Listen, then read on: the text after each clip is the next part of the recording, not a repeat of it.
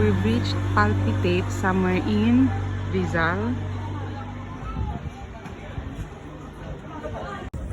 Hi! So, ang ganda dito sa Palpitate. In fairness, they have the ambience and the view. Wait. OMG, look at that! Sayang wala kaming shades dahil biglaan lang to.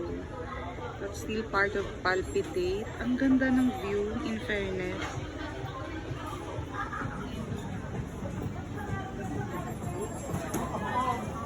Say hi to my...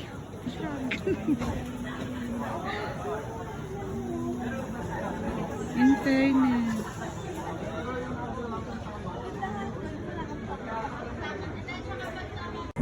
Hi! So, time for photo op. Picture taking. Ang ganda dito.